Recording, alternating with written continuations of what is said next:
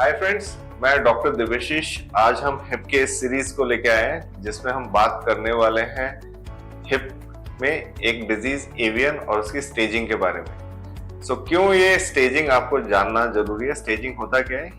Category wise division of diagnosis को क्यों जरूरी है, और इसको मुझे लगता है ऐसे लोगों को जानना जरूरी बहुत है जो लोग एवियन से ग्रस्त है और एवियन होने के कारण वो लोग परेशान हैं, हिप एवियन से रिलेटेड प्रॉब्लम्स को फेस कर रहे हैं। एवियन के 4 स्टेजेस हम लोग मेजरली डिवाइड करते हैं। समझाने के लिए समझा रहा हूँ। स्टेज 1 एवियन इज जहाँ पे कि blood circulation of hip just बंद हुई है और उसमें हमने डायग्नोसिस कर दिया है मैरो एडिमा, बोन में सूजन आना शुरू हुई है जो कि हमारे में पिक कर दी है।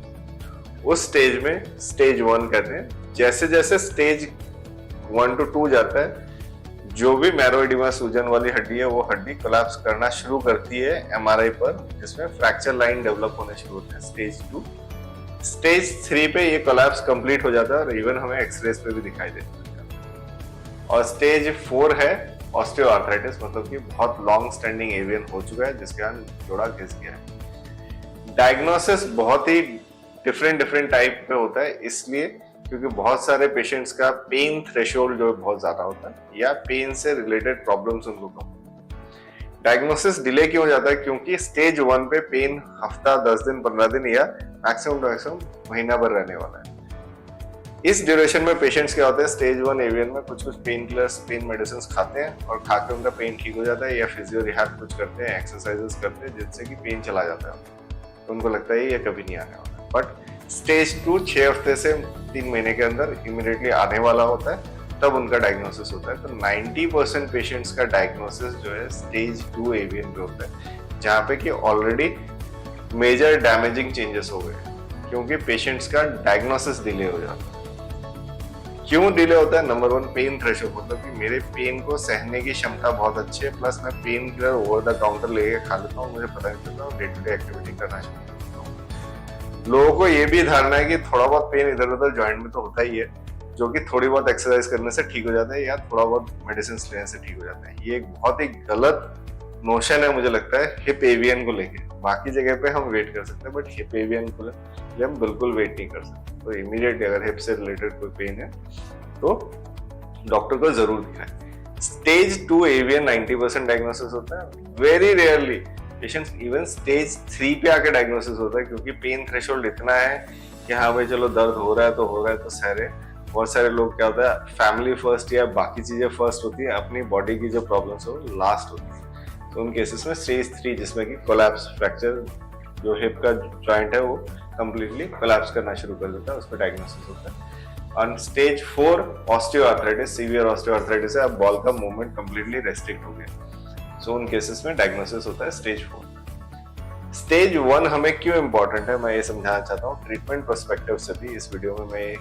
डिस्क्राइब करूंगा आपको कि स्टेज ऑफ एवियन क्यों इंपॉर्टेंट है, क्योंकि डायग्नोसिस जिस स्टेज पे हुआ है, ट्रीटमेंट कंप्लीटली ऑपोजिट होता है। जैसे स्टेज 1 एवियन में हम लोग यूजुअली मेडिकल मैनेजमेंट का मतलब है कि बिना सर्जरी के हम लोग उसको ठीक कर सकते हैं। क्या क्या चीजें उसमें आती है? नंबर 1 है कंप्लीट रेस्ट। जैसे ही आपका एक हिप में अगर पेन है तो आप उस जॉइंट पे वजन डालना ही छोड़ दो कंप्लीटली, दैट इज नंबर 1। अगर दोनों हिप पे है तो आपको बेड रेस्ट करने की जरूरत होगी, आप हिप पे वेट डाल के चल नहीं सकते। ठीक है, एक हिप पे है तो आप वॉकर के साथ, एक पैर पे वॉकर या क्रचेस के साथ, एक पैर जो आपका नॉर्मल है उस पे वेट डालो और दूसरे पे वेट बिल्कुल ना डालो। ठीक है। नंबर 2, कुछ पेन की मेडिसिन डेफिनेटली एंटी इंफ्लेमेटरी हम देते हैं, उनको ले सकते हैं, बट वो डॉक्टर से आपको पूछ के लेनी। तीसरा, एवियन को रोकने के लिए, प्रोग्रेस करने से रोकने के लिए कुछ मेडिसिन है, जैसे कि बिसफॉस्फोनेट्स है, एंड बोन फॉर्मेशन को बढ़ाने के लिए, ब्लड सर्कुलेशन को बढ़ाने के लिए टेरिपेराटाइड्स है जो कि बोन फॉर्मेशन बढ़ाता है, प्लस ब्लड थिनर्स। इनको देके हम एवियन को स्टेज 1 पर ही किल कर सकते हैं। ठीक है। सो समझिए, 1 में अगर हो गया, डायग्नोसिस हो गया, आपको डेफिनेटली 3 महीने का टाइम लग सकता है, थोड़ा लंबा भी लग सकता है, बट वो कंप्लीटली रिकवरेबल। बट अनफॉर्चुनेटली इस स्टेज पे डायग्नोसिस सबसे कम होता है। 5 से 7% लोगों का स्टेज 1 एवियन पे डायग्नोसिस होता है, और उनमें भी अगर आप देखोगे ध्यान से तो वो सारे के सारे डॉक्टर के रिलेटिव है, डॉक्टर के घर में, ऑर्थोपेडिक सर्जन के घर के रिलेटिव्स होते हैं। क्यों? क्योंकि अर्ली एमआरआई पे ही ये पकड़ा जाता है। Now stage 2 avian. Stage 2 avian को हम ब्रॉडली 2 कैटेगरी में डिवाइड करते हैं, स्टेज 1A और स्टेज 1B। स्टेज 1A में सर्जरी करने से रिजल्ट्स जो है 80-90% इवन 100% भी सक्सेस रेट होता है। बट स्टेज 2B में ये सक्सेस रेट जो है वो कम होकर 30% रह जाता है। तो अब सोचिए कि स्टेज 2 में डायग्नोसिस होना कितना जरूरी है, क्योंकि हम हिप को बचा सकते हैं। प्रिजर्वेशन सर्जरी का बहुत रोल है।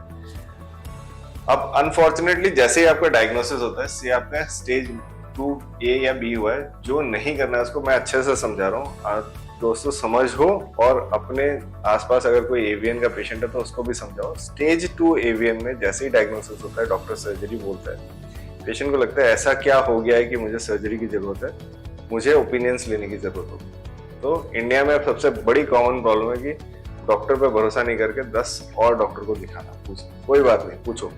मगर मैं उनको सबको ये एडवाइस देता हूँ कि अगर एवियन आपको है, आपकी एमआरआई रिपोर्ट को आपके घर वालों को लेके जाने दो, आप मत जाओ। क्योंकि अगर आप जितना चलोगे, जितना डॉक्टर्स के पास जाओगे, उसके लिए ट्रैवल करना होगा, डॉक्टर्स के यहाँ लॉन्ग वेटिंग भी हो सकती है, खड़े रहना पड़े, जिससे आपका हिप जॉइंट कंप्लीटली खराब हो सकता है। ओपिनियन लेने के लिए अगर आपको किसी ने डॉक्टर ने बोला है, तो ओपिनियन लेने के लिए आप डॉक्टर के पास किसी और को भेजो एमआरआई एक्सरे रिपोर्ट्स के साथ।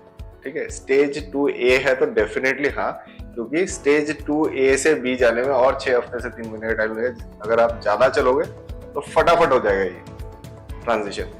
फटाफट हो गया तो आपको देखो, एक तरफ 90% सक्सेस रेट है और एक तरफ 30% सक्सेस, 2A और 2B में।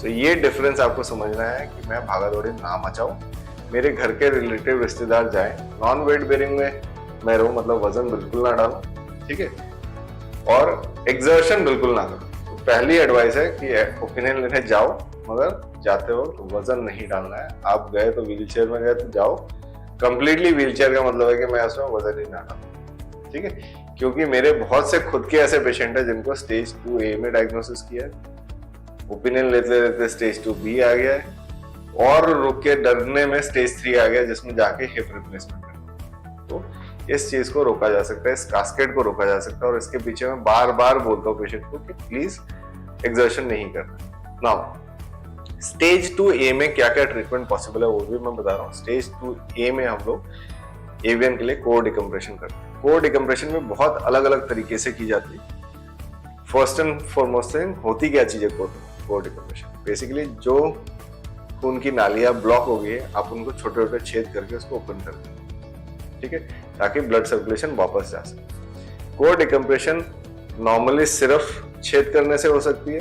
नंबर 2, छेद के साथ हम उसमें स्टेम सेल्स डाल सकते हैं। नंबर 3, हम उसके साथ bone graft with vessel, blood vessel भेज सकते हैं, जैसे fibular bone graft with vascularised fibular bone graft. Fourth, कुछ मॉडिफाइड तरीके से हम इसको करते हैं, जिसमें हम अंदर के एरिया को खोखला बना के, मतलब सारी डेड बोन को हटा के उसकी जगह fresh bone, cancerless bone with stem cell with कुछ बोन मॉर्फोजेनेटिक प्रोटीन्स के साथ इनको डाल देते हैं, जिससे कि बोन ग्रोथ फास्ट फॉरवर्ड हो जाती है। सो ये अलग अलग तरीके से की जा सकती है, और सबका अलग अलग सक्सेस रेट है। तो इसका सक्सेस रेट क्या है, आप अपने डॉक्टर से बात कर सकते हैं, ठीक है। हम लोग यूजुअली अपने सेंटर पे मॉडिफाइड वाला यूज करते हैं, क्योंकि उसके सक्सेस रेट ऑलमोस्ट 100% के करीब है, ठीक है। डेफिनेटली हाँ, 1% चांस रहता है फेलियर का, किस्मत खराब हो, बट स्टेज 2A को बचाया जा सकता है। पेशेंट बहुत समय डरे हुए रहते हैं, उनको डायग्नोसिस होते ही लगता है कि ये तो गया, ठीक है, तो ऐसा नहीं है, ये नहीं गया, ये बच जाएगा। फिर आता है स्टेज 2B। स्टेज 2B में यही प्रोसीजर्स होने हैं, बट चांसेस ऑफ रिकवरी कम हो जाते हैं। But understand, with modified core decompression जो हम कर रहे हैं, with all the things, with non weight bearing, उसके बाद चांसेस उसके भी बहुत अच्छे सक्सेस के रेट है। हमने अपने सेंटर पे करीब करीब 70-80% तक बचाया है हिप को। सो एवियन से रिलेटेड ये भी एक और बहुत कॉमन चीज है कि कौन से सेंटर पे आपने सर्जरी कराई है, सक्सेस रेट उस पर डिपेंड करता है। वर्ल्ड वाइड ऐसा है कि किसी सेंटर पे यही सर्जरी सक्सेसफुल ज्यादा है, किसी सेंटर पे ये इसकी सक्सेस रेट कम है। कारण ये है कि बहुत समय एवियन के जब सर्जरी हम करते हैं, डॉक्टर्स करते हैं, कुछ सेंटर पे बचाने के लिए करते हैं फुल एफर्ट, मुझे बचाना ही बचाना है, तो सेंटर पे करते हैं लॉस्ट बैटल, यार एवियन तो खराब होने वाली चीज है तो लॉस्ट बैटल। एग्जाम अगर दे रहे हो और ये सोच के दे रहे हो कि पास होऊंगा तो पास होगे, और अगर एग्जाम दे रहे हो फेल होऊंगा सोच के तो डेफिनेटली फेल होंगे। So mind set of surgeon is also very important in avian. Understanding patient, physio and doctor सबका माइंडसेट होना चाहिए, सक्सेस करनी ही करनी है, मेरे पास फेलियर का कोई चांस नहीं। Chances of success rate goes high. 1% भगवान के हाथ में, छोड़ दो उसको। बट बहुत सारे सेंटर्स में होता है कि अरे यार ये तो फेल ही होने वाली है, last surgery of the day रखेंगे, फटाक से सबसे जूनियर मोस्ट पर्सन कर देगा। बट अंडरस्टैंड, बैटल अगर मैं हारने का सोच के जा रहा हूँ तो मैं जरूर हारूंगा। तो success rate also depends upon किस सेंटर पे हम लोग सर्जरी कर रहे हैं। जैसे हमारे सेंटर पे इसकी सक्सेस रेट सबसे अच्छी है, कारण कि हम जीतने के लिए करते हैं उसको, हारने के लिए नहीं करते। थर्ड, स्टेज 3 जैसी आ जाती है, उसमें सर्जरी का रोल अब बदल गया है। उनमें अब हिप रिप्लेसमेंट या हिप की रोटेशनल ऑस्टियोटोमीज का टाइम आ गया, अगर सिर्फ सेक्टोरियल नेक्रोसिस है। सो अंडरस्टैंड कि अगर आपका एवियन सिर्फ एक एरिया में, तो हम ऑस्टियोटोमीज, घुमाने वाली ऑस्टियोटोमीज कुछ करते हैं, हिप के जॉइंट को घुमा देते हैं। और अगर वो स्टेज 3 और 4 के एंडिंग में, 4 में पहुंच गया, तो हिप रिप्लेसमेंट का मेन रोल आता है। Again hip replacement in AVN is as successful as any other surgery. क्योंकि हिप में अगर रिप्लेस भी हमने एक joint, ball and socket joint को किया है, तो हम कंप्लीटली उसको बचा सकते हैं और सालों साल हिप टिकेगा। ऐसा नहीं है खराब होने वाला है। कुछ पुराने लोग ये बात कहते हैं कि अपना जॉइंट है, जितने साल चला सकते हो चला लो, उसके बाद करा लो। मुझे लगता है पेन में रहना और पेन के साथ अपनी एक्टिविटीज को कर्टेल करके रखना, ये बहुत ही खराब चीज है। और मेरी एडवाइस उनको ये है कि अगर आपको पेन है और आप डेली एक्टिविटीज नहीं कर रहे और सारा टाइम आप हिप के बारे में सोच रहे हैं, ये चलेगा, मेरे को दर्द होगा, मैं पेन किलर खा रहा हूँ, तो इन सबको हटा के आप सीधा सर्जरी के बारे में सोच सकते हैं। हिप रिप्लेसमेंट सक्सेसफुल सर्जरी, 40-50 साल रहेगा, अच्छे से किया हुआ। आप बोन हेल्थ को मेंटेन करके रखिए, आपका इम्प्लांट कहीं नहीं जाना। तो understand, hip replacement is a good surgery to get best result out of it. Thanks for watching this video. अगर आपका कोई भी सवाल है एवियन से रिलेटेड तो जरूर पूछें।